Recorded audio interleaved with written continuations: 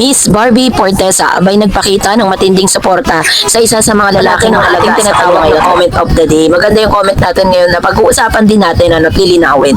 Sabi po ng isang comment sa comment section, sabi ni Miss Marilyn Suryo, di ba sinabi ng Barbie friends lang sila ni Jameson? Sabi niya, they run together but they are not together. Sabi pa ni Barbie, mas naging close sila ni David ngayon. Maliwanag yon sa interview sa kanya ni Mr. Nelson Canlas. Ito naman yun, diba? Nagkaroon po talaga siya ng interview at nilinaw po ni Miss Barbie Fortesa kung ano ba talaga yung relationship niya with Mr. Jameson Blake. Sinabi ni Barbie Fortesa na running friends lang sila ni Jameson Blake sa gitna ng mga dating rumors na nagsimula noong nakita silang magkasama sa isang fan run at sa Jimmy Gala 2025.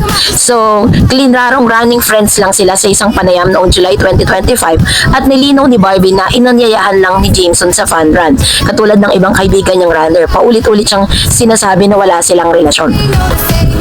Nagsimula ang mga spekulasyon matapos mag-post si Jameson ng mga larawan nilang magkasama sa isang 10K run sa Pampanga noong July 2025. Kinlaro din ni Jameson ay tinanggi rin ni Jameson ang mga usap-usapan noong July na pinaliwanag na tinutulungan lang niya si Barbie na makadaan sa dami ng tao nang magkahawak kamay sila.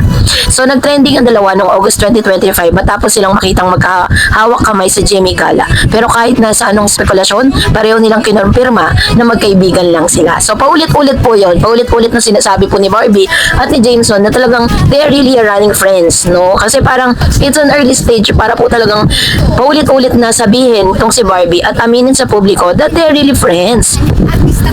Inamin naman po ni Miss Barbie Fortesa na nagsimula silang maging close friends itong si Mr. Jameson Blake noong mga panahon na sila po ay nagtitaping nga nung kanila pong katatapos lang na or until now napapanood po rin po sa Netflix yung kanilang Kontrabida Academy na talagang hinangaan po ng maraming mga manonood, yung mga talagang Netflix viewer, no? Talagang napakagaling ni Miss Barbie Fortesa dito at ng ilang mga Kontrabida stars na bumida sa naturang serye na ito. Pinakita din ni Miss Barbie Fortesa na hanggang doon lang talaga yung relationship nila. Pinaliwanag din naman ng paulit-ulit na kaya po siya nagpunta sa bahay ni Jameson dahil hindi pinakilala na siya, no? Hindi po yun ganong term. Sinabi rin ni Jameson na kaya pumunta si Miss Barbie doon dahil yun po ay parang nandun yung kanilang place, no? Na kung saan doon po sila nag-dating. So yun yung klaro yun. So this time ito na pag-usapan natin dahil pinag-uusapan po dito ang pagpapakita ng mainit na suporta nitong si Miss Barbie Fortesa kay Mr. Alden Richards sa dati ay talagang na-chismis din na patungkol sa kanilang relasyon. Sinasabi nila na magkarelasyon daw si Alden tsaka si Barbie Fortesa dahil lagi silang makikitang magkasama, ganyan, sa Laguna kasi parehas po sila ng place kung saan sila nakatira. And then mula nung nahilig po sa pagtakbo si Miss Barbie Fortesa, mas lalo silang lagi magkasama ni Alden. At the same time, pareho pa po sila ng network, diba? Kaya talagang nakita natin kung gaano po katindi yung supportang ibinigay nitong si Barbie Fortesa para kay Mr. Alden Richards. Kasi nakita rin naman natin yung support ang ibinigay ni Alden dito po kay Miss Barbie Fortesa during those times na siya po ay nagpo-promote ng kanya pong movie, no na uma-attend din sa Alden Richards, nagpapa-block screening, 'di ba, para sa kanya.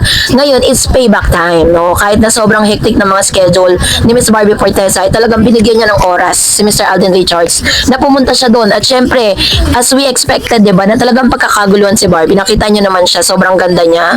Pagpunta niya dito, very fresh. Nakasuot po siya ng black na blazer dyan kasi nga parang yung out of order, it's about si Mr.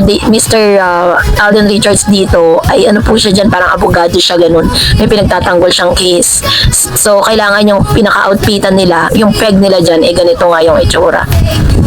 Nakita natin kung gaano po kasikat ngayon si Miss Barbie Fortesa na pinagkakaguluhan siya ng maraming mga fans doon sa naturang lugar.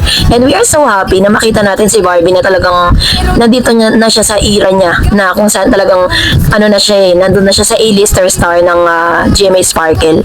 And kamakailan lang din ay natagpuan si Miss Barbie Fortesa kasama po ang Vice President and si Miss Joy Marcelo, no, na pinaghinalaan ng lahat na may gusto kay Mr. David Licauco.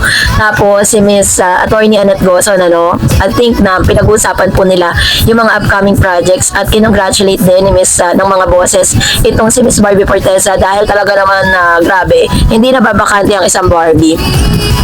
payaman ng payaman at ang daming inaakyat na mga ang daming inaakyat na pera sa GMA, lalo na ngayon na sunod-sunod yung kanyang mga proyekto at talagang hinahangaan po siya ngayon, nagsisirculate yung pangalan ngayon ni Barbie Forteza. So talagang loyal talagang GMA to from the start. Siya po yung nagsimula mula sa GMA hanggang sa ngayon, hanggang sa sumikat na siya ng todo, hanggang ang dami niya ng mga project at successful project na ginawa, nandyan pa rin po siya sa GMA. That's the reason why sobrang love na love din siya ng mga boses. Dito po nakita natin na magkausap sila ni Alden Richards, ganyan, tapos nanood po siya ng kanilang premiere night. Ayan siya. So, masayang-masaya po tayong lahat. And this time, eto na naman si David Licauco. Very busy naman po siya para dun sa kanya pong sa basketball league. No, kasama niya po dun si Dustin Yu. May mga nababalita tayo na parang they are going into finals, no? So, parang yun yung pinaghahandaan ni David eh.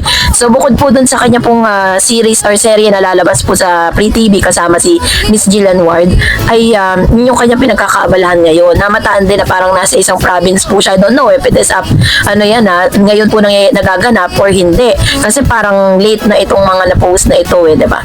So, kaya naman kinukongratulate natin si Miss Barbie and David. Ano man ang pinagbitingan ng mga boses with Miss Barbie Forteza, isa na po sa ikagaganda ng karera ni Miss Barbie. At I hope na kasama niya pa rin si David Licauco sa mga upcoming projects nila together. Kasi that's really interesting dahil sa pagpasok ng 2025, ano bang aabangan natin with Barbie? Kung gaano ba kaganda ang kanyang 2024, ganon din po ba kaganda ang kanyang kaganda ang 2025, ganon din kaya ang 2026. Abangan natin yan.